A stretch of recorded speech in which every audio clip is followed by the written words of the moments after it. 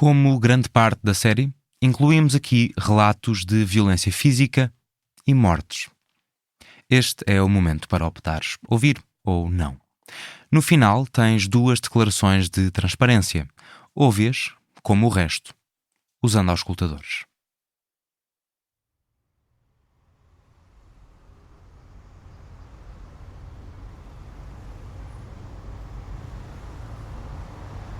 Estamos em 2023. 7 anos depois da noite de passagem do ano, começou com uma intervenção policial em frente ao Café Sousa em Monsanto. Eu e a Sofia da Palma Rodrigues, da Divergente, temos mais um dia de reportagem na Zona J de Chelas. Há 2 semanas foi detido um dos maiores traficantes portugueses de droga, que geria um negócio a partir de Chelas. O que ouvimos de quem aqui mora é que houve um aumento de presença policial no bairro desde aí. E a presença policial sente-se nas ruas. Enquanto gravamos com polícias e residentes, forma-se à nossa frente uma operação stop. Tentamos atravessá-la. Pegamos no carro, só para ver o que acontece. Não somos paradas. É noite já, quando vemos a operação stop desmobilizar e um contingente policial ir embora. Decidimos ir também nós. Estou a ir embora. Olha, o pé. Alguns vêm a... Parece um exército. Eu acho que a esquadra é aqui a uns minutos. Não, mas eles estão aí por sítios diferentes. Será que eles vão atrás de alguém? Olha lá, uns foram por ali, outros foram por aqui. Estão com os bastões na mão. Isto vai dar merda. Estacionamos o carro e seguimos os agentes até um beco.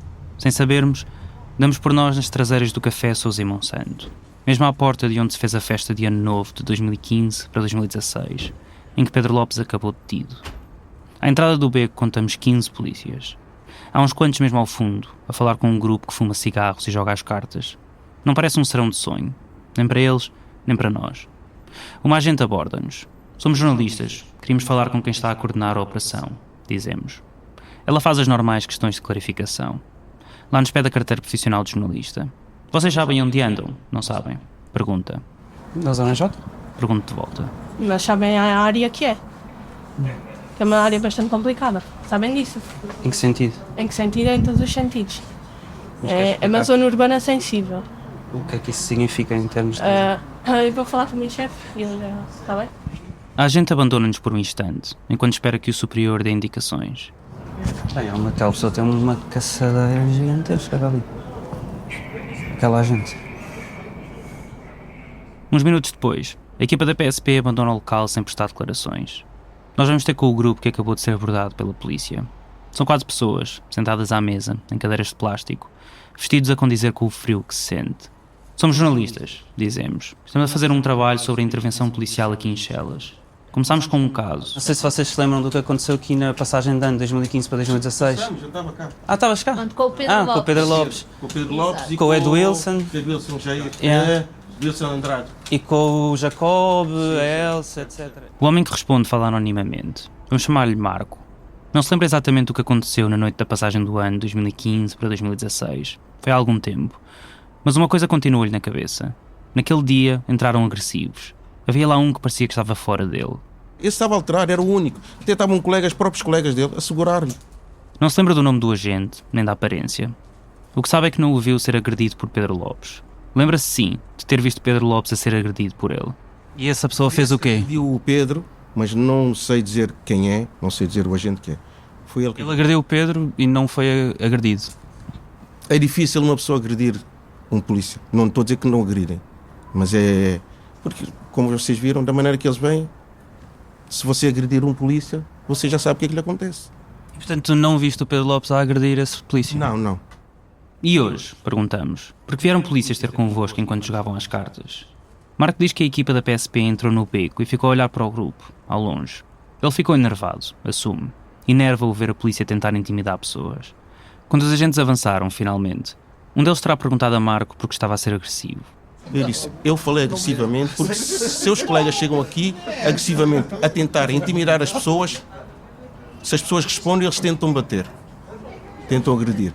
E as pessoas, ao tentarem-se defender, entre aspas, não agir contra eles, eles automaticamente dizem que a gente agrediu-lhes. São capazes de rasgar as próprias fardas para dizer que a gente agrediu e a gente nunca ganha nada com eles. Há polícias aqui que não sabem ser polícias, defende. São os mais novos que agem de maneira mais agressiva. Talvez para mostrar serviço, talvez porque estão com as hormonas aceleradas. Ou talvez porque querem meter à prova o que estão a aprender. Se este polícia não agisse como deve ser, não falasse comigo, íamos entrar aqui em bate-boca, ele ia-me tentar algemar e isso vice-versa. Se eu tentava reagir, ele ia dizer que eu lhe agredi. É o normal daqui. É o normal aqui. Por isso é que eu tenho que já...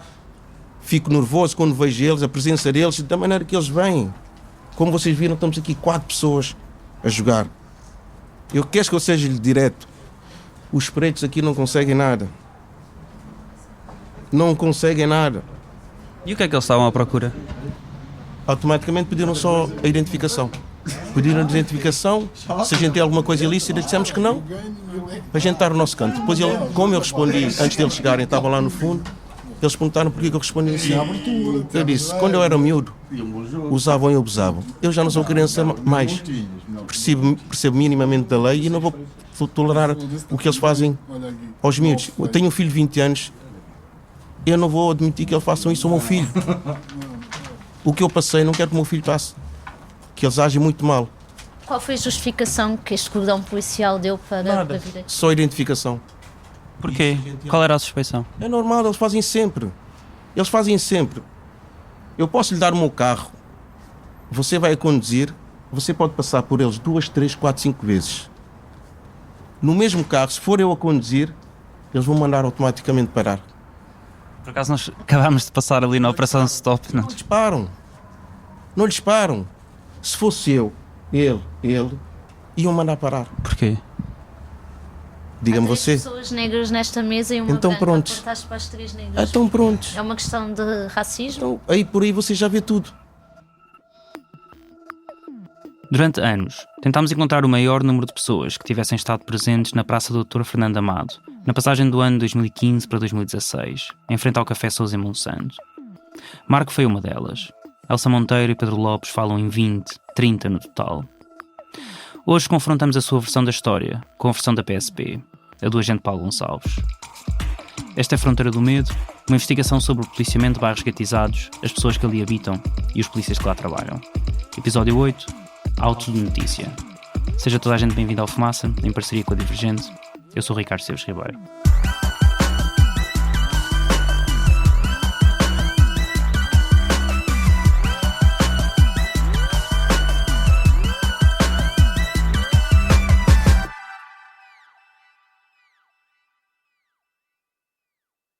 Ouvimos já em episódios passados desta série, como ao longo dos anos, discursos que ligam a cor de pele, ou o bairro onde se vive, ao rótulo de delinquente, moldaram as políticas de segurança em Portugal.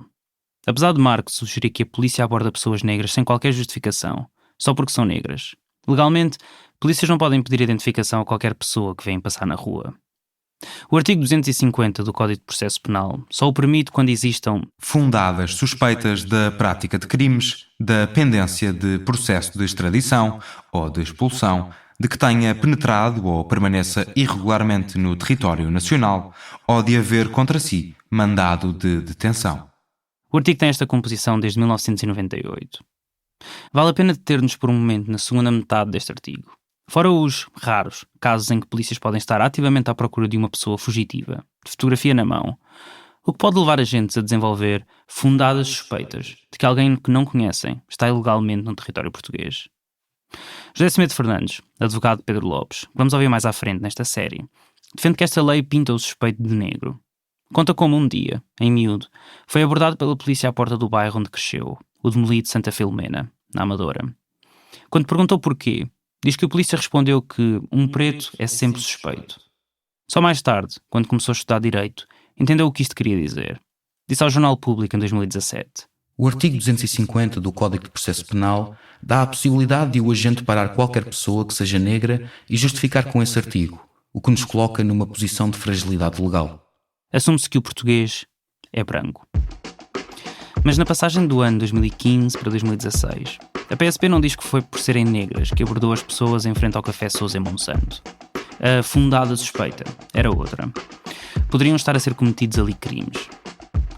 O auto de notícia assinado pelo agente Paulo Gonçalves, que relata a versão da polícia desta noite, começa assim, lendo conforme escrito. por a hora, data e local acima mencionados, quando me encontrava de serviço na primeira EIR, equipa de intervenção rápida da 2ª Divisão do Comando de Lisboa, por solicitação da Central Rádio para auxiliar o carro patrulha da 14ª Esquadra Chelas, devido a um veículo de marca BMW Série 1 de cor preto, por no seu interior se encontrarem 3 indivíduos caucasianos, existindo suspeitas de um deles ter na sua posse uma arma de fogo e não ter acatado a ordem de paragem efetuada pelo carro de patrulha, tendo-se colocado em fuga para a Zona J, Chelas. Nunca conseguimos chegar à gravação dessa chamada rádio. Pedimos à PSP e o pedido foi recusado.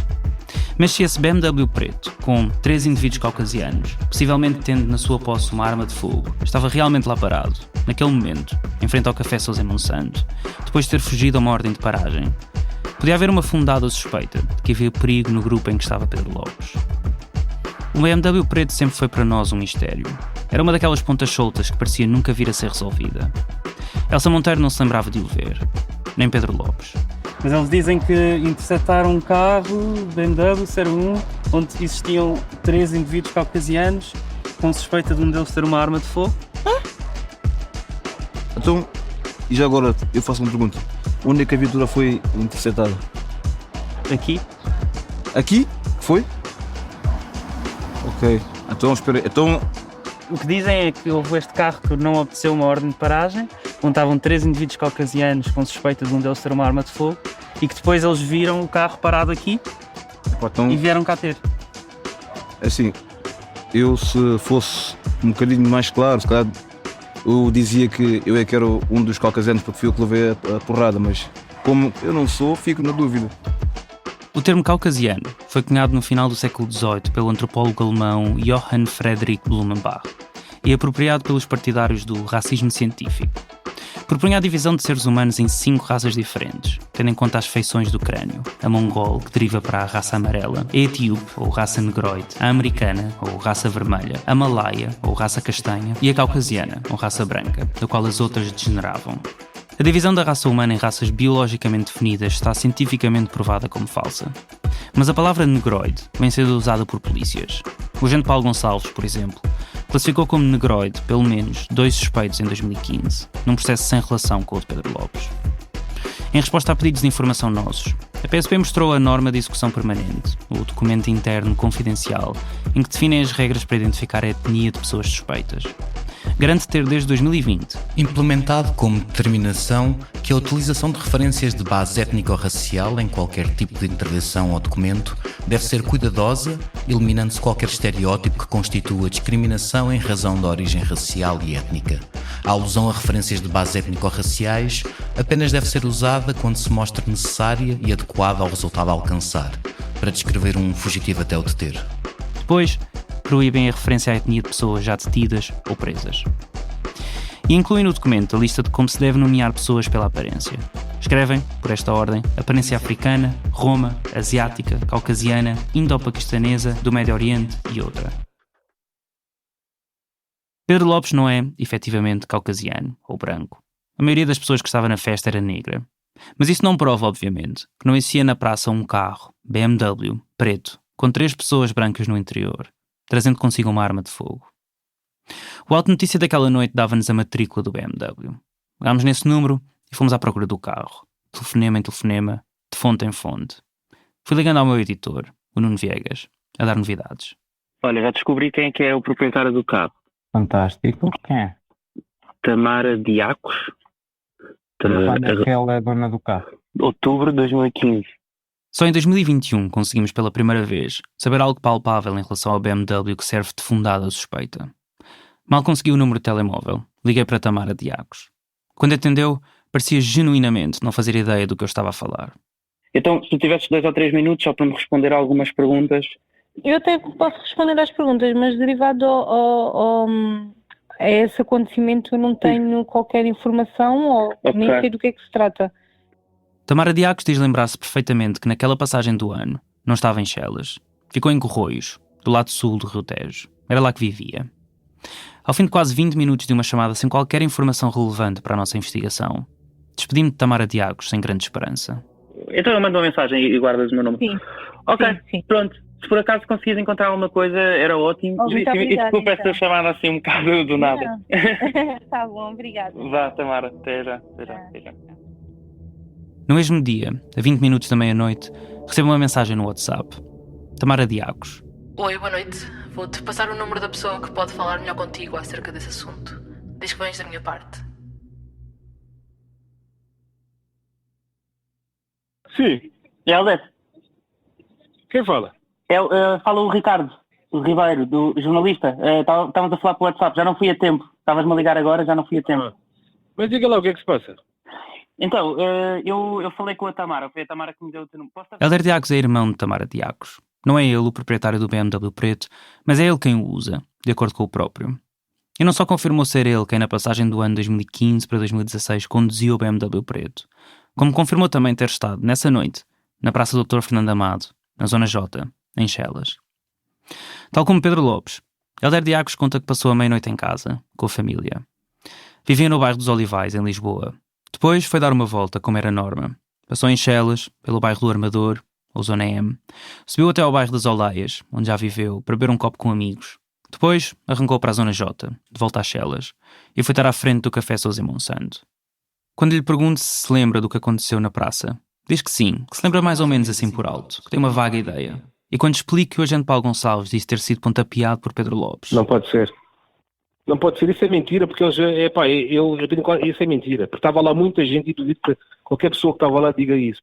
A chamada que tive com o Helder Diagos durou 25 minutos. Por 10 vezes disse que a história da PSP era mentira. Lembra-se de que quando os polícias saíram dos carros, vinham já a intimidar as pessoas, com bastões na mão e também com uma caçadeira. Eles entraram mesmo já com o intuito mesmo de fazer alguma coisa, que parecia mesmo que eles já vinham revoltados com alguma situação, ou não sei. Sei que eles foram já vinham já um bocadinho acelerados e com vontade de fazer alguma coisa, e não sei, a gente não sabia ao certo o que era. Depois que eles disseram, e o dono do carro, não sei o que. Helder Diagos sabia que o BMW que a PSP procurava poderia ser o dele, mas nada disse. Quando os agentes começaram a levantar o tom de voz, teve medo. Começou a afastar-se antes que a coisa desse para o torto. Mas como é que tu sabias que isso podia eventualmente porque nestes bairros praticamente acontece isso muitas vezes, mas eles quando vão assim, quando saem da carrinha tipo com os bastões, não sei o quê, a priori já vão com aquela cena, estás a perceber? Se vão, e um gajo para não estar a levar porrada a ninguém, afastei-me um bocado, estás a perceber?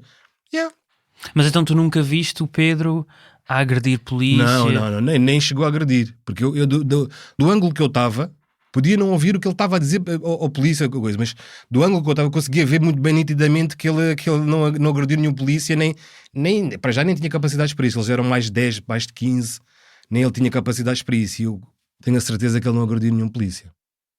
Helder Diagos garante que nunca voltou a ser contactado sobre esta noite, nem pela polícia, nem por ninguém. E também nota que não só estava sozinho, como não é branco, nem tem armas de fogo. Mas tem uma teoria, é mesmo só uma teoria, para o que poderia ter causado a confusão inicial. Será que eles estavam atrás do outro carro?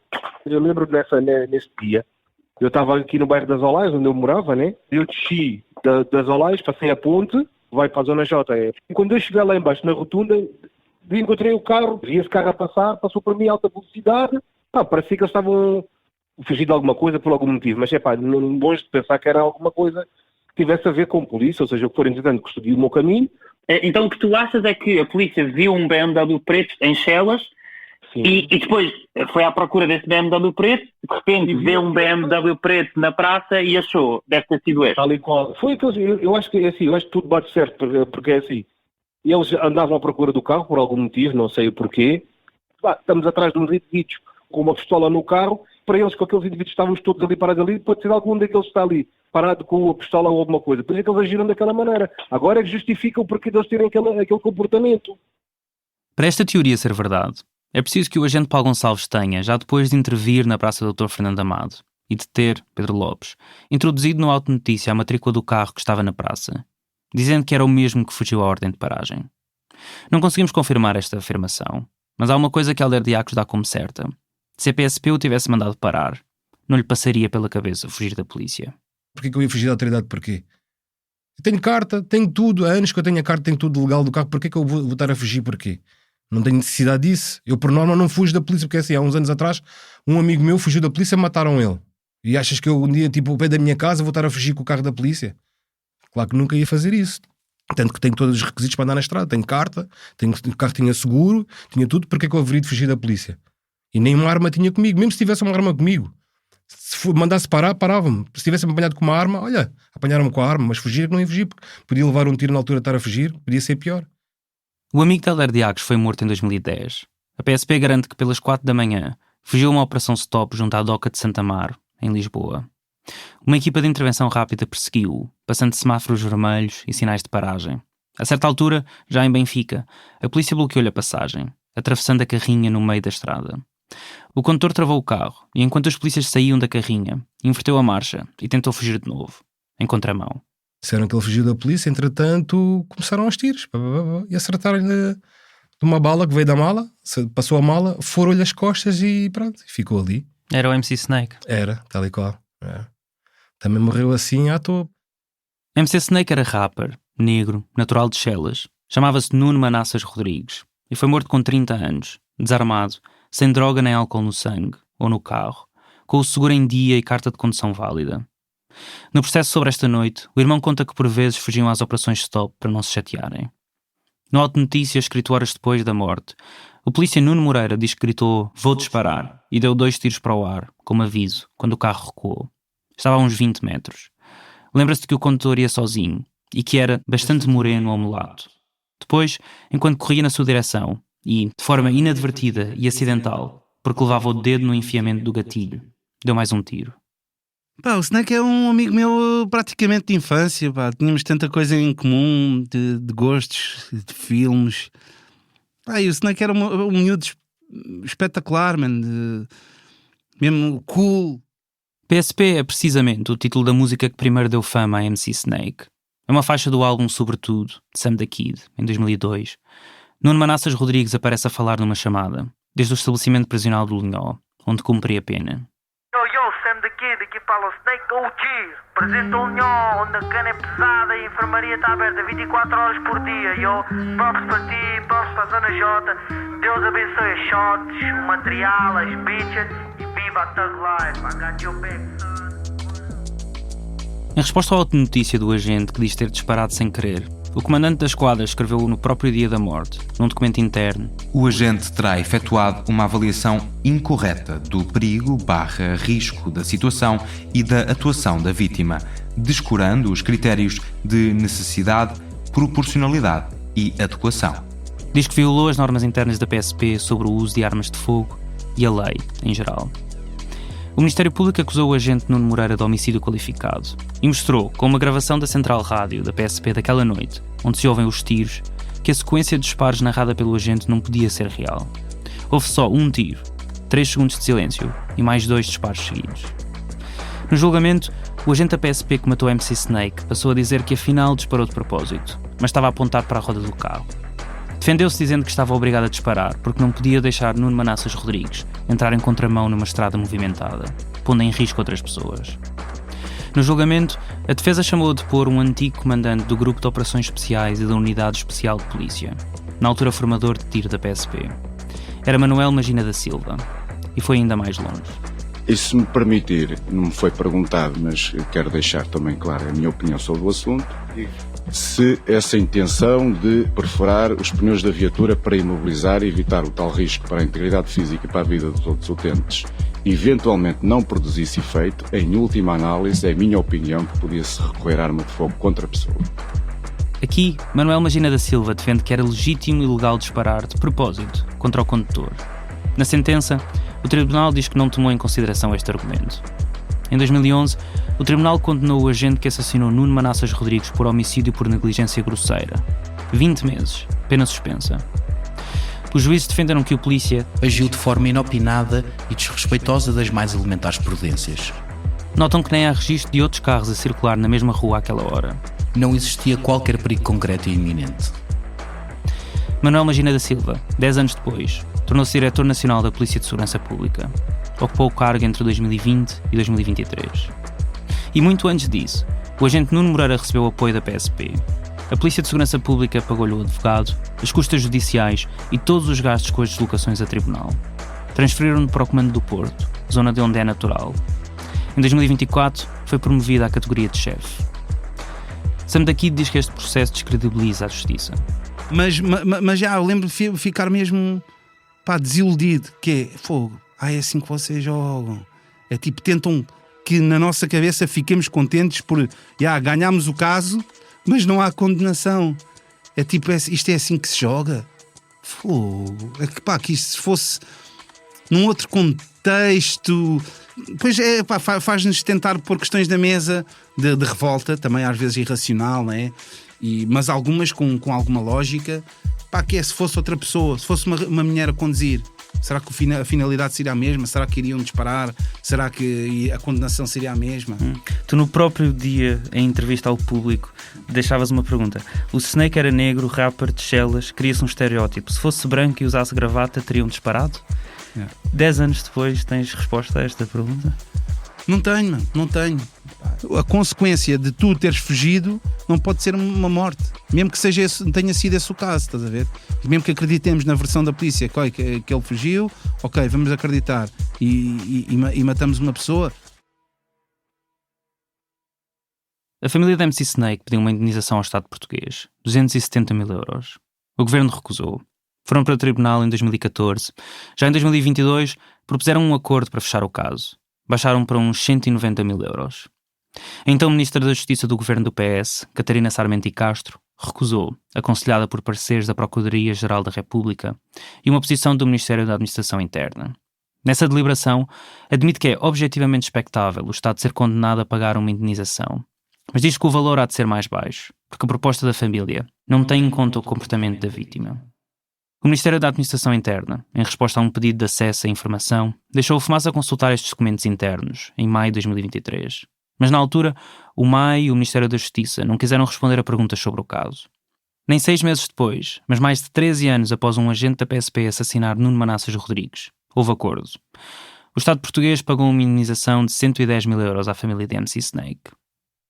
Do lado disciplinar, a Inspeção-Geral da Administração Interna, que fiscaliza o policiamento, começou a investigar no dia seguinte ao homicídio. Recolheu os documentos da PSP e a gravação das comunicações entre os agentes, ouviu testemunhas, a mãe e o irmão de Nuno Manassas Rodrigues, foi à discoteca de onde tinha acabado de sair, recriou o caminho que fez até se encontrar com os polícias, andou à procura de quantas filmagens houvesse, viu a autópsia, ouviu 9 agentes da PSP entre avisados e testemunhas. E 6 meses após o homicídio, em setembro de 2010, concluiu que o agente Nuno Moreira devia ser alvo de processo disciplinar por ter usado a arma de forma completamente injustificável.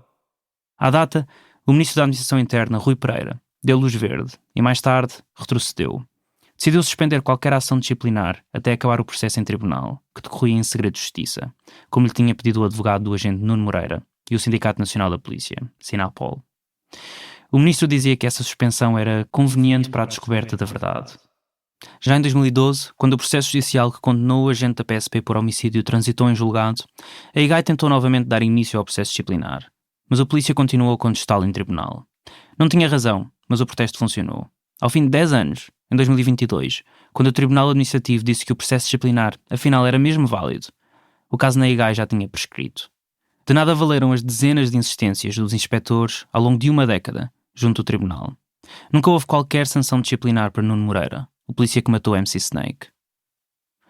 Em 2006, Sam da Kid lançou outra música em colaboração com MC Snake, Negociantes, para o álbum Praticamente. Foi a última colaboração entre os dois. Como é que é, Snake? Como é que é, Sam? Pô, mas aqui agora chegou o euro, boy. Empregado é rotina, pois. Não há bulls, não há nada, não há nada, pois. Agora aqui foda-se principalmente, mas para ti, como é que estás a ver? Vou tentar perceber.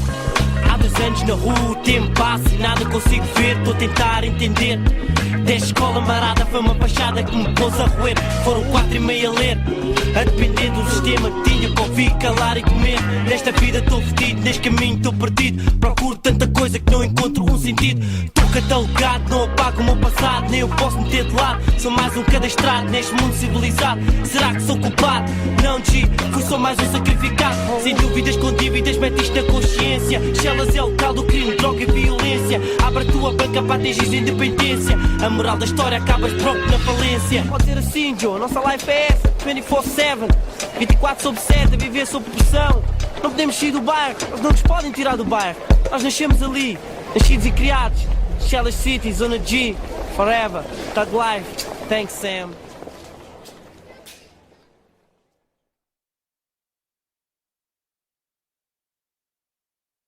Não eram só Pedro Lopes e Elsa Monteiro que tinham o filho, de 6 anos, consigo na noite de 1 de janeiro de 2016, na Praça do Dr. Fernando Amado. Havia mais gente com crianças a cargo.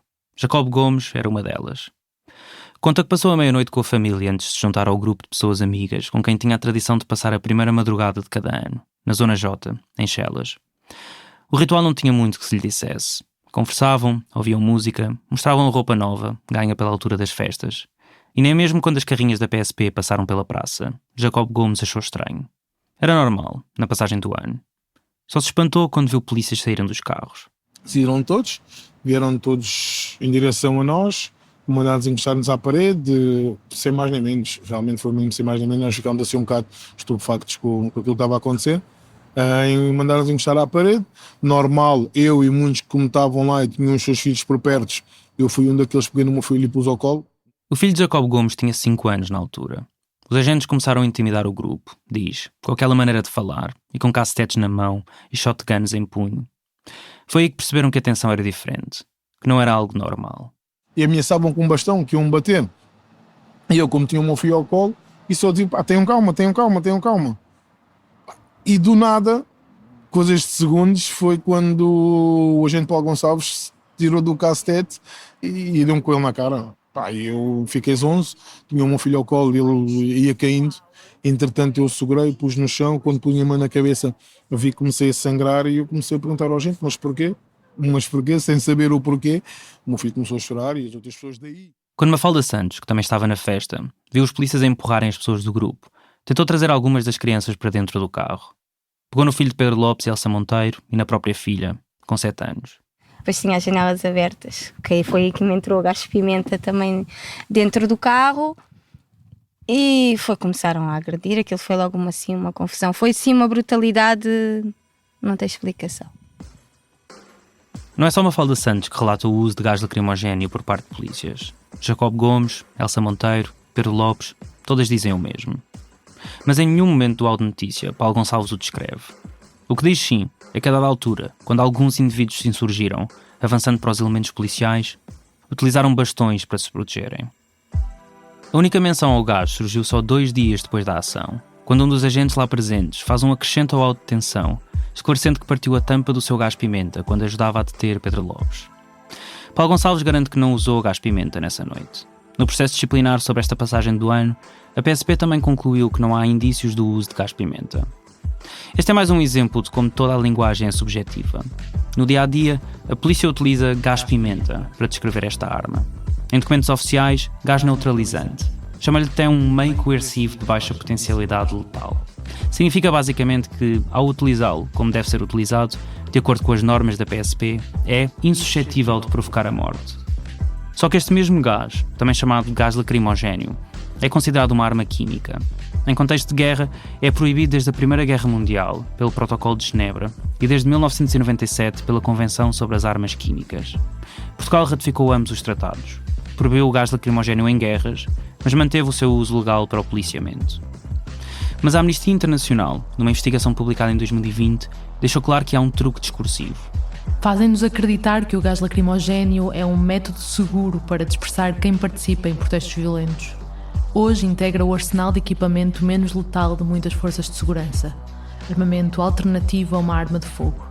Estas armas são denominadas menos letais em vez de não letais, porque embora não sejam concebidas para matar, mantém-se a hipótese de terem um efeito letal. Tal como sugere a Amnistia, fora de Portugal há registro de dezenas de mortes relacionadas com gás lacrimogéneo. Houve vítimas por inalação de gás em espaços fechados ou com doenças prévias. E ainda pessoas alvejadas, fatalmente, pelas botijas metálicas que libertam o gás. A organização estadunidense Physicians for Human Rights documentou entre 2015 e 2022 ferimentos em mais de 3.000 pessoas associadas ao mesmo tipo de gás-pimenta que as polícias usam em Portugal. De volta à noite de passagem do ano. Dentro do carro, Mafalda Santos conta que depois do gás, viu as agressões a acontecer pela janela. O seu companheiro, Márcio Sané, levou com um cacetete na cara que lhe tirou os óculos ao chão. A miúda até gritou, porque pronto, o pai estava mesmo aqui na janela a ser agredido, não é? Alguns polícias, conta Mafalda Santos, não estavam identificados. Eram todos mesmo, dizem Jacob Gomes e Pedro Lopes. O que, a ser verdade, seria ilegal, em qualquer situação. Polícias da PSP em serviço têm de estar sempre uniformizados e identificados. O Decreto-Lei nº 243 de 2015 até abre uma exceção.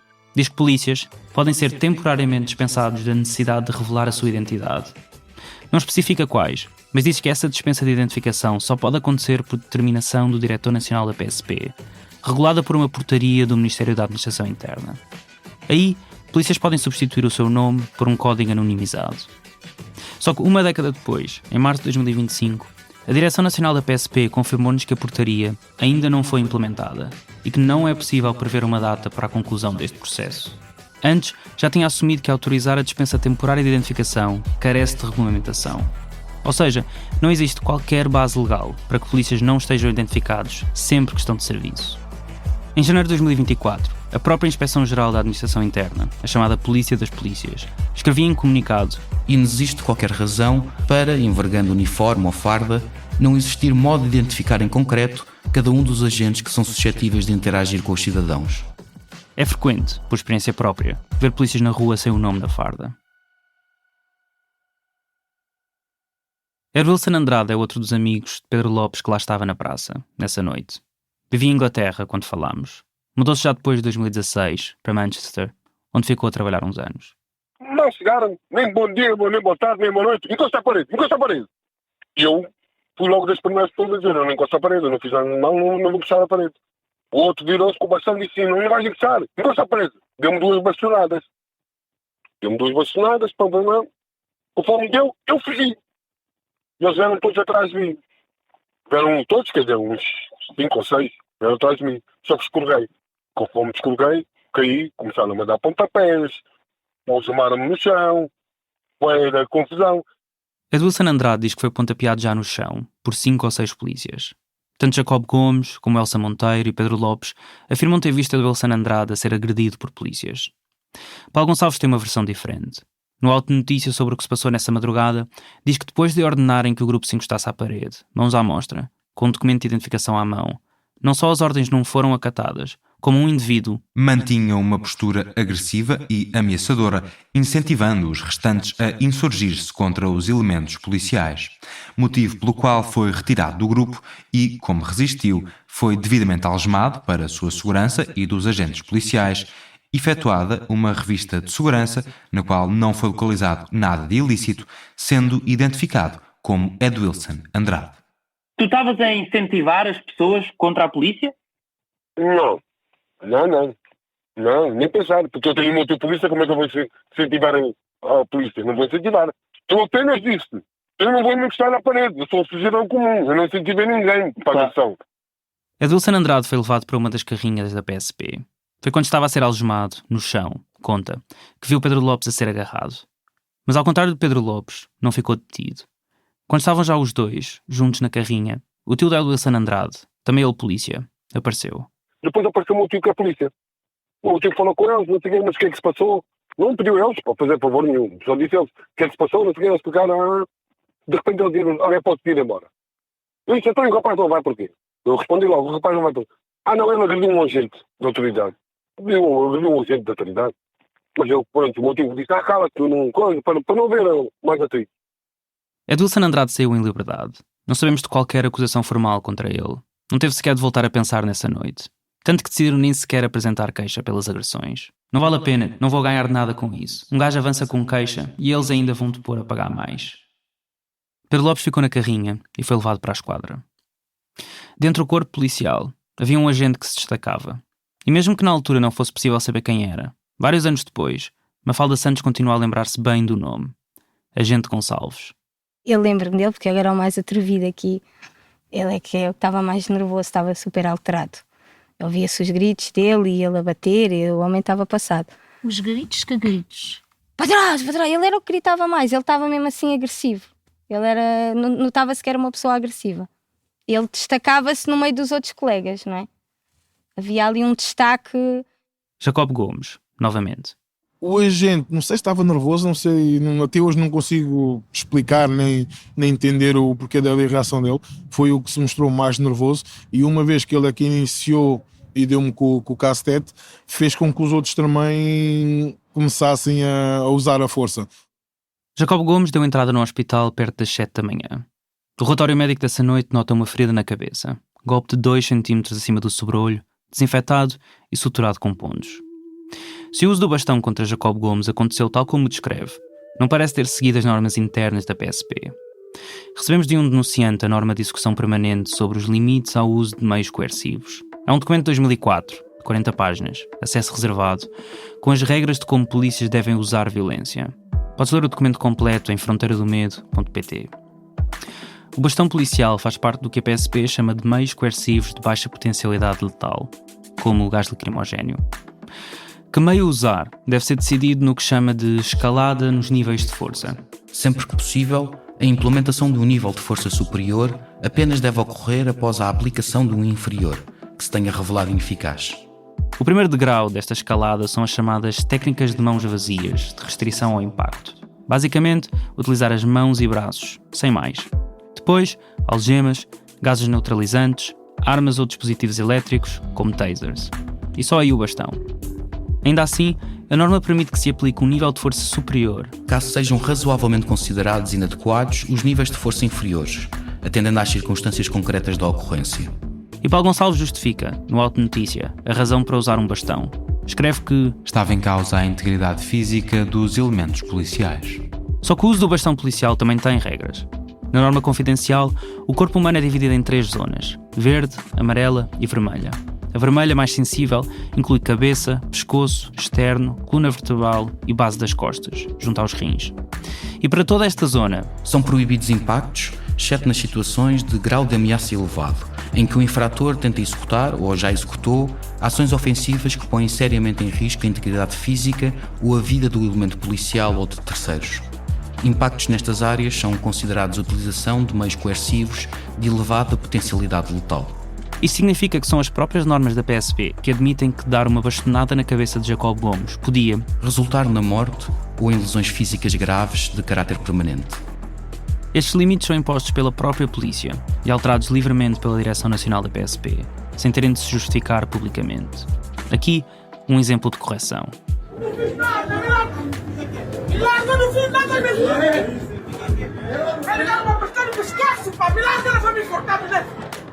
Em janeiro de 2020, o agente da PSP, Carlos Canha, foi gravado a aplicar um mata-leão, estrangulando pelas costas uma mulher negra.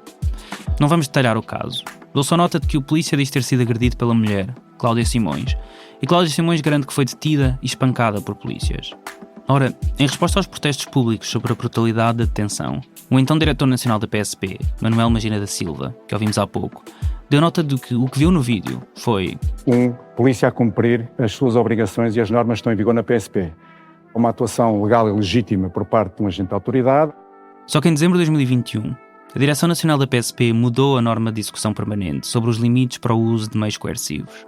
Agora é proibido expressamente aplicar técnicas de pressão exercidas sobre o pescoço com qualquer parte corporal do polícia. Não há explicação pública para as mudanças. Já agora, Cláudia Simões foi condenada por morder o polícia que a detinha. 8 meses de prisão, pena suspensa.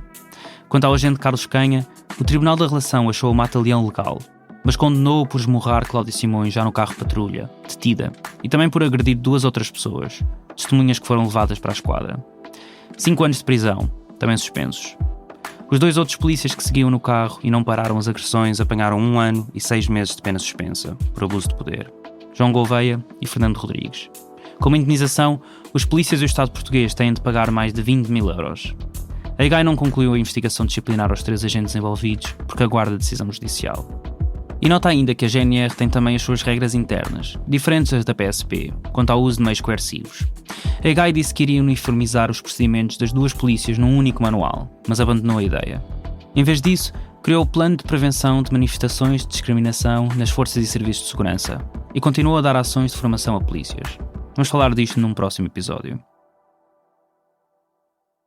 Legítimo ou não, é certo que da intervenção da PSP de 1 de janeiro de 2016, na Zona J, resultaram ferimentos para civis. Jacob Gomes diz que, mesmo enquanto sangrava, na Praça do Dr. Fernando Amado, em momento algum os agentes perguntaram se precisava de ajuda médica. Foi pelo próprio pé ao hospital. E estava lá a ser tratado, foi quando chegou o agente Paulo Gonçalves. Portanto, tu viste-o lá? Viu lá outra vez. O agente Paulo Gonçalves, como ouviste no primeiro episódio, disse ter sido pontapeado por Pedro Lopes. Foi atendido no mesmo hospital que Jacob Gomes. Ele chegou, eu estava já na sala de espera, e ele chegou e sentou-se ao meu lado, e aí confesso que fui um bocado agressivo com ele, agressivo em termos de achas bem o que fizeste, viste o que fizeste, estás aqui porquê? O que é que te aconteceu? Rachaste-me a cara, estás a ver o que é que fizeste? E estava um agente com ele que dizia, não fales, e ele não falava realmente. E eu disse, olha, nunca mais vou me esquecer de ti. E hoje sei que és o Paulo Gonçalves, eu nunca mais vou me esquecer de ti, repetia isso várias vezes, não me vou esquecer de ti, não me vou esquecer de ti. Jacob Gomes teve alta perto das 8 da manhã, com nota de que deveria tirar os pontos daí a 7 dias, no centro de saúde.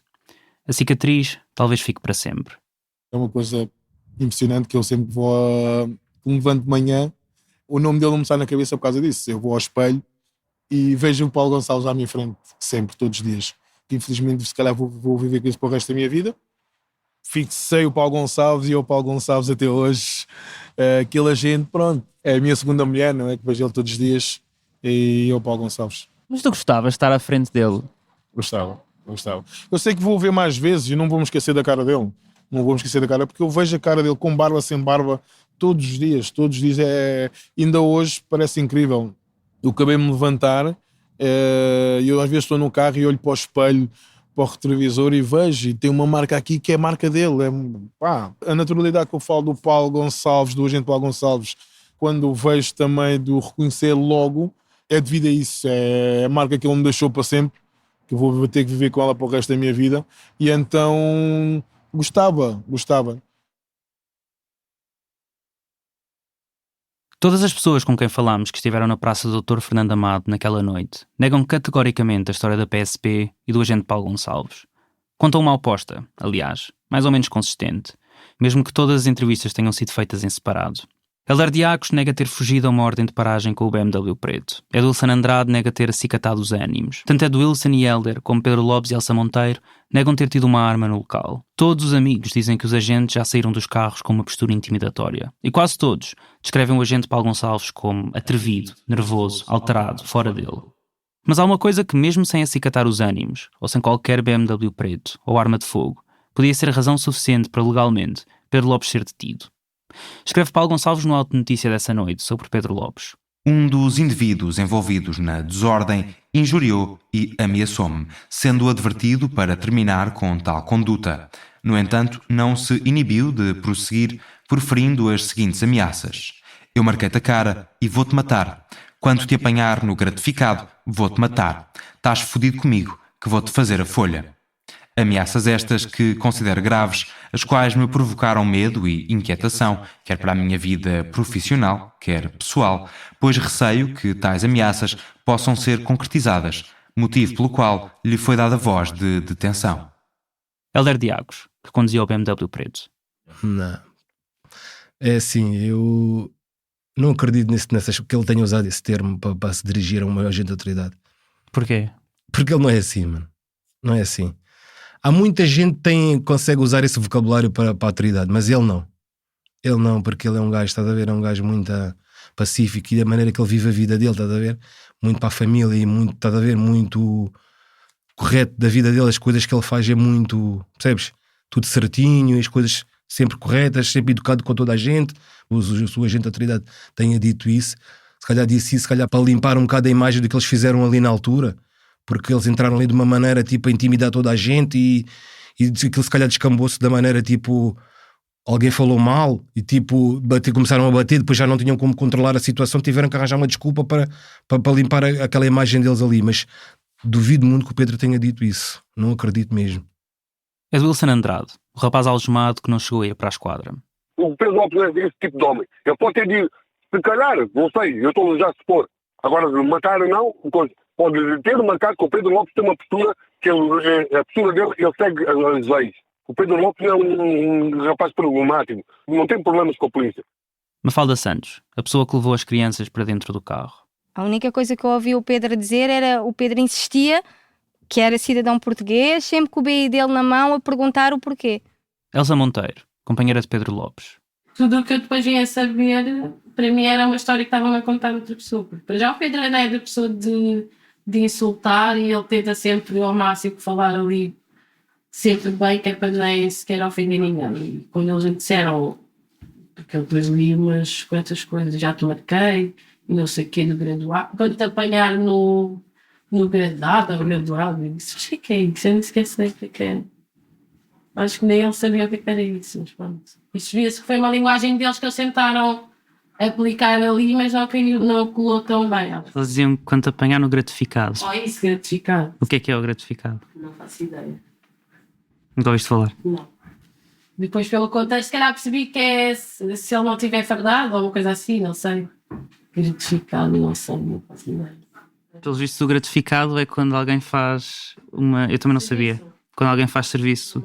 Acho que eles diziam que quando te apanhar no gratificado era do género, quando te apanhar, por exemplo, a fazer o serviço do Pingo Doce, ou do Mini Preço, ou algo assim do género. Portanto, eu até hoje não fazia ideia o que é que isso queria dizer. Eu, quando li isto, eu disse, só Pedro, o que é gratificado? Eu sei lá o que é gratificado. Depois até pensei, se calhar, gratificado é ser à paisana, ou pelo que tivesse. Não faz sentido. Queres apanhar uma pessoa, vais apanhá-la quando está a fazer o serviço. Pedro Lopes, o próprio. Olha, para já, só uma coisa aqui muito interessante. Eu marquei-te a cara e vou-te matar. Quando te apanhar no gratificado, vou-te matar. Olha, eu por acaso sou um rapaz, modesta parte, que gosta de ler. Não seja assim já grande conhecedor de muitas coisas. Mas há, por exemplo, um termo que eu nunca utilizei na minha vida. Foi gratificado. Nunca. Por mais que eu tenha lido e leia, este termo aqui não fazia parte do meu léxico. Marquei-te a cara e vou-te matar. Outra coisa também que eu não faria. E depois, estás fedido comigo, vou-te fazer...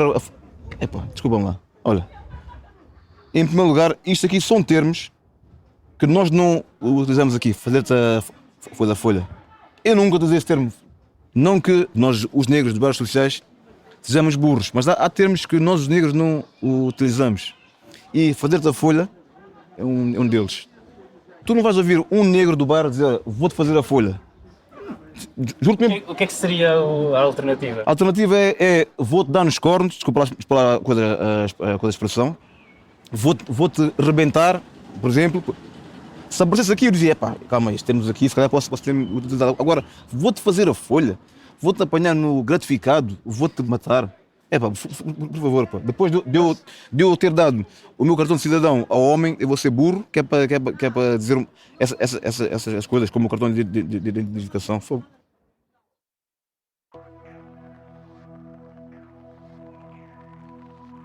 O agente Paulo Gonçalves recusou ser entrevistado por nós. Também outros polícias que faziam parte da mesma equipa de intervenção rápida nessa noite recusaram falar, quando os contactámos. Vamos ouvir mais tarde o que disseram em tribunal. Mas queríamos saber o que os polícias que entrevistámos nesta investigação achavam da história desta passagem de ano. A cada um, durante anos, contei as duas versões, em traços gerais. A da PSP, em que Pedro Lopes e os amigos se insurgem contra uma intervenção legítima e atacam os polícias. E outra, em que os agentes da PSP e Paulo Gonçalves, em particular, agredem civis sem razão e espancam Pedro Lopes na esquadra para onde o levam detido. E a cada um perguntei: na vossa experiência, e eu não estou a dizer, não estou obviamente a pedir para vocês dizerem o que aconteceu neste caso, mas na vossa experiência, qual destas duas versões é mais provável? Comecemos pelo presidente da Organização Sindical dos Polícias, Pedro Carmo, hoje no Sinapol. É assim, eu acho que é um bocado absurdo. Quando se parte para aquela história de sai lá um agente muito alterado, sem mais nem quê, vir de bastão na mão, os outros a agarrarem, ele persegue. Isso não faz sentido nenhum. Luís Maria, do mesmo sindicato, que ouviste no último episódio defender que só se fala de racismo porque dá dinheiro. Mas há uma coisa que lhe vou dizer. Isto é um problema de cidadania. Não é um problema de polícia, é um problema de cidadania. Porque nós, quando saímos da carrinha com aquela postura, estamos a cumprir protocolos que estão previamente estipulados e que têm que ser seguidas regras em escalada para se conseguir atingir o objetivo que se lá vai tentar alcançar, que é apanhar a arma de fogo. Agora, veja, se eu chego a um sítio e digo assim a 5 pessoas, encostem-se à parede e vêm todos para cima de mim, eu tenho aqui o cartão, sou português, existe saber o que é que se passa, não sei o quê, andamos a brincar ou andamos à tourada, vou ali, sou assistente social, o que é que eu sou? Não sou nada disso. Portanto, não reagem bem, tem que se escalar para outros meios, não é? O polícia sou eu. Mas é credível que numa situação destas Acontece haja uma pessoas pessoa... virarem-se assim contra nós. Aliás, acontece muito. Acontece muito. É chapa 5 hoje em dia.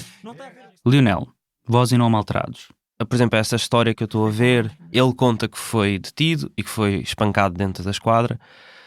As fotografias que ele mostram que ele claramente estava com a cara desfigurada, etc. Acreditarias que é possível? Acreditaria, sim. Fácil, porque sei de histórias, há colegas que o pessoal... Pá, é triste. Depois há muito isto na polícia que é, apesar de não estar correto, que é colega, então temos que o defender sempre, apesar de tudo. Eu não concordo muito com isso, porque há bons e maus profissionais, e é por causa destes profissionais é que depois o pessoal é mal visto. Quem nunca se passou... já me aconteceu. Quem nunca se passou e não pega e puxa-me atrás e dá assim um... mas não quer tu dás uma bufetada a um gajo de mão aberta, tu quer tu desfigurar a cara a um gajo. Não quer tu pegas e dás um caldo assim num gajo, ou dás assim uma lambada, tipo, olha, pega. O presidente do Sindicato Nacional da Polícia, Armando Ferreira. Durante a campanha eleitoral, foi ele que admitiu publicamente que polícias podiam sabotar as eleições legislativas de março de 2024, porque queriam um aumento remuneratório. É assim, eu como polícia tenho que acreditar que todos os polícias dizem a verdade, não é? É isso que eu defendo, é isso que eu pratico, e nesse sentido eu tenho que acreditar que quando um colega meu diz que aconteceu isto, aconteceu. A menos que me consigam provar coisas em contrário. Já aconteceu também. Se isso acontece, obviamente tem que haver responsabilização, não é? Agora, eu tenho que acreditar que aquilo que o elemento policial diz é verdadeiro. Porque é essa a obrigação que ele tem. Tiago, Voz e Não Maltrados, Polícia Negro. Porque há pessoas que exaltam-se e que viram-se à polícia e depois, quando as coisas estão a correr mal, já começam a falar de outra maneira ou a agir de outra maneira. Lá está, eu acho que é muito, muito difícil dizer, porque se o rapaz foi agredido e se foi constantemente agredido, algo se passou aqui, e se ele foi agredido, já houve exageros. Mas não te surpreende que ele tenha sido espancado na escola? Não, claro, não me surpreende. Quando era novo, lembro de ver várias situações dessas e várias pessoas a serem agredidas, a virem totalmente agredidas. Antes de seres polícia? Antes de ser polícia. E depois de ser polícia? Depois de ser polícia, já vi situações de pessoal a ser detido, e quando é detido, saem mais, vamos dizer, amassados da situação, mas eu percebo que às vezes para tu deteres uma pessoa, porque eu já o fiz, tu não consegues deter uma pessoa, dei cá o braço e dei cá o outro, porque as pessoas não fazem isso, as pessoas resistem. E as pessoas às vezes não entendem isso. Não entendem, as pessoas não entendem que tu tens que pôr a pessoa no chão. Se ele disse que foi espancado já dentro da esquadra, isso acontece? Sim, acredito que aconteça, sim. Claro, acredito que aconteça. Já viste isso acontecer? Comigo nunca vi acontecer, mas já vi, ou melhor, eu lembro uma situação, sim, uma situação logo no início, com um cidadão brasileiro, que levou-me umas chapadas de um colega, pronto, vi essa situação a passar-se. João, o agente que dizia no episódio passado, sou abençoado, mas não sou Jesus Cristo. Voz e Não Maltrados. Ai, amigo, é aquilo que eu te disse. Chegas a um bar para fazer um serviço, mandas as pessoas e as pessoas nunca acatam nada. O que é que isto gera? Esta combarulhada toda que está para aí, percebes? Eu não sei o que é que se passou, mas é numa situação dessas, é tudo muito complicado. Eu já lá fui muitas vezes, e isso que acontece é que acaba por acontecer nestes bares. A gente é assim, o polícia não pode entrar num sítio e também ser finger, como costuma dizer, não é? Também não sempre ser bruto, mas sempre ter uma intervenção grosseira, no sentido de que vamos impor a ordem, o que é que se passa aqui, aconteceu, ele equívoco, o outro disse estar a ameaçar, quantas vezes é que eu fui ameaçado no ar, quando me apanhasse aí na rua que me faziam assado, exhibido e não sei deixando. Isso acontece? Isso não te surpreende? Não? O que é? Ser ameaçado? Que eles não vão nos apanhar? Que ele tenha sido ameaçado, que tenha levado um pontapé, que tenha sido... Não, estou a ser o rei. Quantas vezes? E que o rapaz tenha sido espancado na esquadra, isso surpreende? Isso do espancar, embora é que eu digo espancar na esquadra, mas nem quero estar por aí que isso é. Se isso acontece, até é envergonha a instituição e a polícia. Sem vergonha, é que eu digo. Algemado, eu nunca deixei bater em ninguém, não bato em ninguém algemado. Queres bater? Sacas as algemas e diz assim, para aqui. Quando quiser bater, podes começar. Dou-te 5 segundos para me aviar. Depois a partir daí vais ter que correr. Isto é o que eu digo, são pessoas honestas, mano. Eles não ninguém leva, não for assim, nem faz sentido. E um colega meu que faça isso à minha frente, mama ele a seguir. Seja ele quem for. Já foi assim? Já foi assim o quê? E essas coisas. Há sempre colegas que passam-se e por vezes, não é sempre, mas já aconteceu comigo. Situações mesmo graves, mesmo assim mais gravosas, de pancadarias a sério, o pessoal estar-me aquela, com a raiva aí, com a adrenalina, não sei do que, o gajo já está algemado, junto à carinha, chega lá, dá-lhe assim uma galeta, pau, e não sei o que, não faças isso, mano, está quieto. Já pelos mano, já chega, acabou. Vamos embora. Aqui já não moraram a fazer o que tínhamos a fazer, já fizemos. Só que depois, se me perguntar se é fácil meter na carinha, como dizer para a carinha, tudo mais, não. Eu digo uma coisa, não é fácil. Diz que ninguém é santo, no meio disto tudo é que ninguém é santo. Toda a gente até que cometer uma galera a outra para as coisas funcionar. Os bandidos querem defender a deles, nós queremos defender a nossa. Samuel, agente negro, Voz e Não Maltrados. Qual é que destas duas histórias parece-te mais provável? Ainda. Queres uma resposta sincera? A do rapaz parece mais verdade. Parece mais provável. Lá está que o pessoal, quando vai nessas zonas, já está escaldado para caraças. E o pessoal já entra a matar para mostrar a diferença da patrulha. E o pessoal já entra com uma postura totalmente diferente. Eu acredito, claro, que possa haver bocas, né, da parte do rapaz ou dos amigos dele, não é?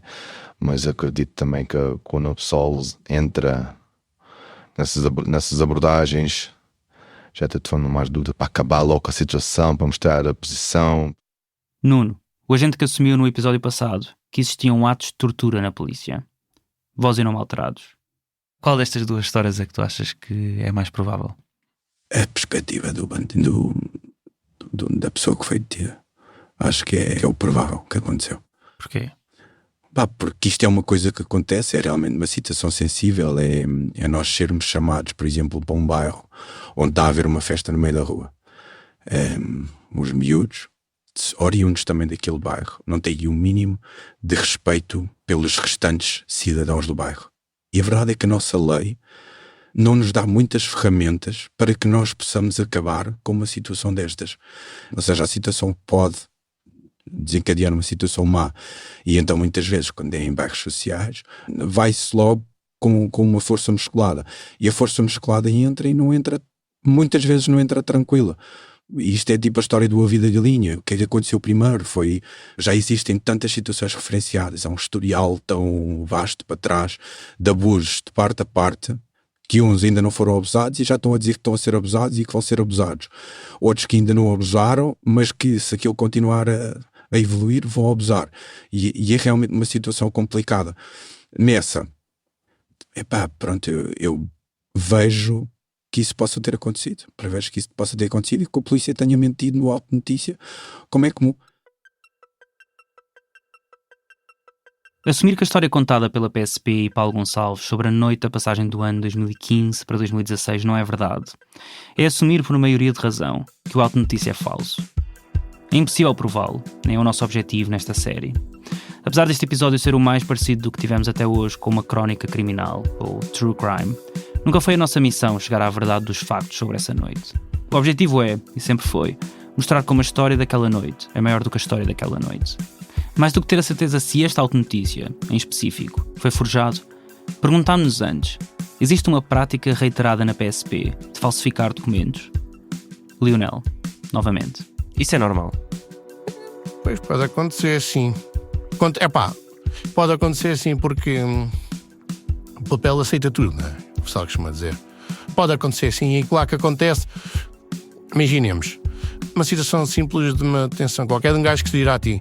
Tu podias meter lá aquilo ponto por ponto exatamente como se passou, mas depois se calhar vai chegar a tribunal e infelizmente quem está lá, diz o senhor da bata preta, eles desvalorizam a coisa, porque não é com eles, mas se houver um gajo, como já aconteceu no tribunal, infelizmente acontece pouco, é para devia acontecer mais vezes, quando o Zé Luís estava a pegar e mandar uma bofetada num juiz, se calhar iam perceber que levar uma bofetada assim é uma coisa muito mais ofensiva do que se calhar aquilo que eles...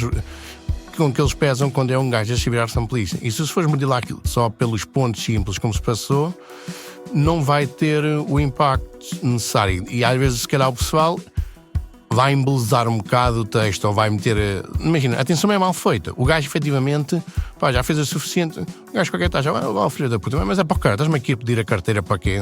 Pá, mas que é isto, meu? Tu não podes falar para um policial assim. Eu já tive situações tão simples como chegar a um grupo de amigos que estão a fumar ganzas. Eu vou com alguém, se eu vou com um polícia mais antigo. Tenho que estar a um carro e com uma ganza não, nem sequer me andei para o chão. Eu também dei numa escola secundária, amigos meus estavam a fumar ganzas, mal vinham um polícia, eles faziam-se da ganza. Eu passei para o menino, mas chapadão, lá, mas tu está um polícia a falar contigo e tu nem ganza para o chão nem nada. Estás a falar com o teu colega, que um agente que ainda tem idade para ser teu pai. Mas ele lá em pé e de sentar, pá, sei lá...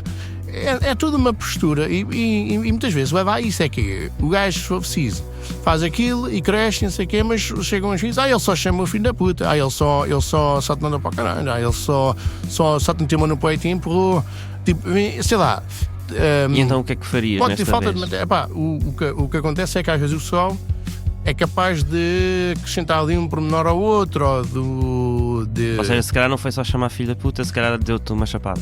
Por exemplo, ele tentou dar-te uma chapada. Se calhar ele tentou, chama-se ao filho da puta, empurrou-te e não sei o quê, e tu agarraste e disseste, mas tu metes, ele tentou-me dar uma chapada, ou ele tentou dar um... Tentas, certo que acontece para tentar muitas vezes justificar certo tipo de coisas, meterem assim uns pormenores. Não estou a dizer que acontece com muita regularidade, mas é possível que aconteça, sim. São vários os polícias que entrevistámos que justificam este embelezar do Auto Notícia com a mesma teoria. Se escrever apenas o que aconteceu, ponto por ponto, não haverá justiça. Os senhores da bata preta, os juízes ou até os procuradores, vão desvalorizar a palavra dos polícias, as agressões de que sofrem ou as ilegalidades que sabem ter sido cometidas, porque não compreendem o que significa ser polícia, o que é policiar as ruas. Os investigadores David Correia e Tyler Wall chamam isto testy lying, uma junção das palavras testemunhar e mentir, em inglês. No livro Police, a Field Guide, escrevem: O testy lying não é legal, mas polícias consideram que o fazem de forma justificada, porque lhes permite dar a volta a regras de prova penosas para conseguirem fazer o seu trabalho. Agentes cometem ilegalidades, conscientemente, como forma de fazer cumprir a lei. Como devemos interpretar esta contradição? Uma hipótese é que não há qualquer contradição. É só um falso juramento. E o encarceramento violento do arguido que se segue está ao serviço do mandato central da polícia, a ordem. João, novamente. É assim, daqueles que eu fiz, se calhar, se me disseres que o texto tem que ser um bocadinho floreado e não sei das quantas, acontece. Porquê? Porque parece que não podes contar a verdade. Parece que não podes escrever diretamente. As coisas têm que ser com português floreado, pomposo, para o seu procurador quando ler aquilo e tal. E depois lá está, como está. A lei também obriga que a gente, se calhar, numa situação, tu tiveste ali discussão com ele, acabaste por lhe dar uma bufata, tens de dizer que ele caiu, ele embrulhou-se e tal. Porque lá está, parece que só a situação de teres de dizer eu detive este indivíduo porque ele injuriou-me, agrediu-me, mas se depois vais dizer que na tentativa de teres o indivíduo, vocês embrulharam-se, tu desses-lhe 2 morteiradas, porque lá está, o comportamento já era o comportamento, o outro quer fugir, tu queres agarrá-lo, basicamente não conheço ninguém que consiga agarrar um gajo só assim, né? Tens que lhe dar umas boas mocadas. Umas boas mocadas, ou seja, atenção, não é? E a seguir tu não podes ir lá escrever isso? O que é que escreves? Eu escrevo, tenho que minimizar o dano daquilo tudo, né? Tu embrulhas, ele caiu, embrulhou-se, ou correr, tropeçou.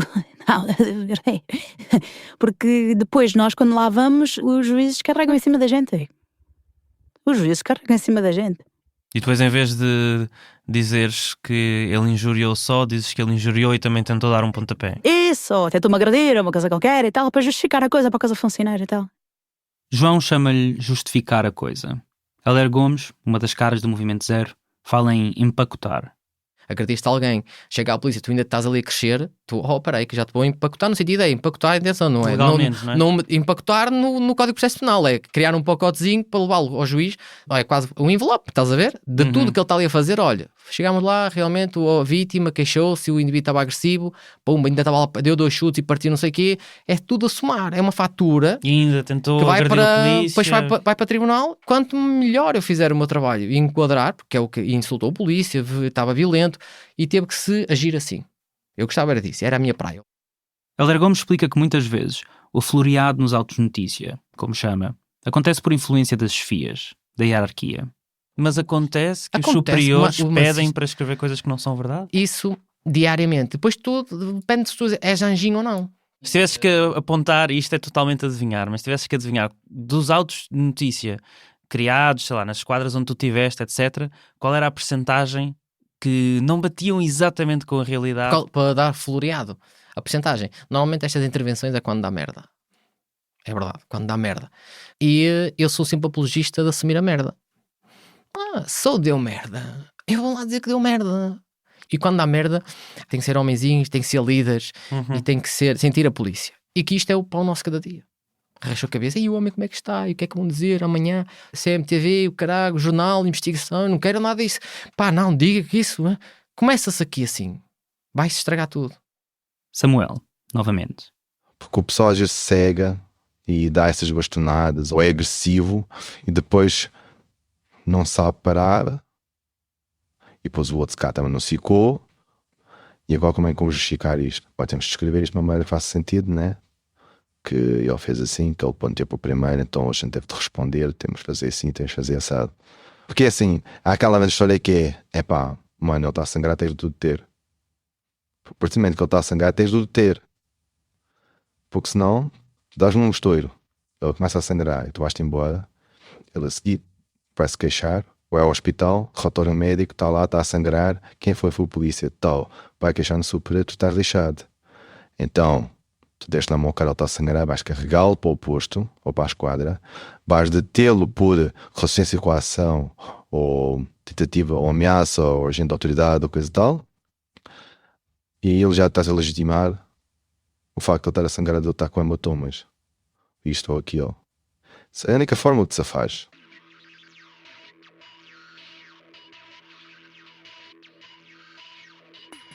Samuel não foi o único polícia que nos disse isto. Vários agentes e investigadores descrevem um guião das forças de segurança. Contam que pessoas, particularmente racializadas, residentes em bairros catizados, são frequentemente agredidas por polícias, detidas e logo depois levadas a tribunal, acusadas de resistência. E a razão por que nos apercebemos desse padrão é a mesma por que começa toda esta história. Pedro Lopes e Paulo Gonçalves. Durante quase 2 anos, o Ministério Público investigou a intervenção da PSP na passagem do ano 2015 para 2016. Pedro Lopes tinha-se queixado à Justiça de ter sido agredida à bastonada pelo agente Paulo Gonçalves e espancado, nu, na esquadra dos Olivais. Já o polícia alegava ter sido agredido, injuriado e ameaçado por Pedro Lopes.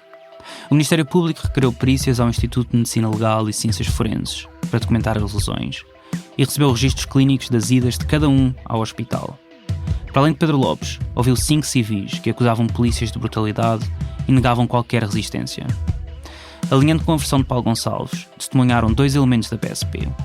Cabe aos procuradores do Ministério Público decidir se há indícios suficientes para um crime ir a julgamento. Tomaram uma decisão em novembro de 2017.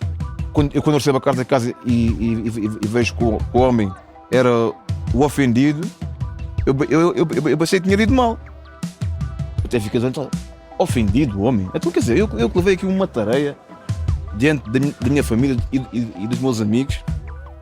Por carta, a procuradora adjunta Margarida Godinho Silva comunicou a Pedro Lopes que mandava arquivar todas as alegações contra o agente Paulo Gonçalves.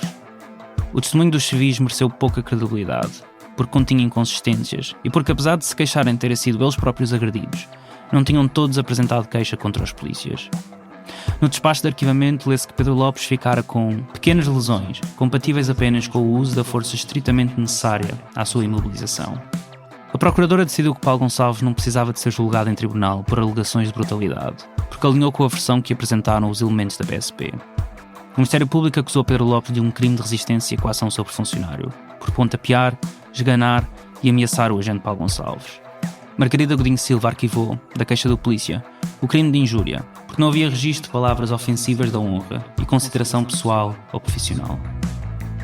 No próximo episódio, saímos deste caso para apresentar o que académicos e ativistas dizem ser um padrão. Um guião para tornar vítimas em criminosos. Eu caí no chão, ele bater sempre. Deu-me assim uma espécie de 8 muros. Minha cara estava assim, uma bola. Depois deram-me algemas e levaram-me para uma esquadra. Então, mas Porque que é sempre a mesma narrativa? Quando um negro é detido, o negro agrediu a polícia, insultou a polícia, é sempre a mesma história. Sempre que há alguma altercação entre a polícia e um cidadão, invariavelmente há uma falsificação de autos. As detenções por resistência e coação, a malta já torce o nariz. Então, mas vocês vão deter, pá, não fiz nada, vocês vão deter, mas isto é assim, pá, olha, não levantes muitas ondas para não ser pior para ti. Pá. Porque é que nunca mais aconteceu, por exemplo, ver-se, né, casos de policiais que são condenados? É raro, né? É muito raro ver esse tipo de notícia, né? Então, porque se deu toda a autonomia à polícia para ela lidar com os seus problemas. É de uma prática de impunidade absolutamente vergonhosa.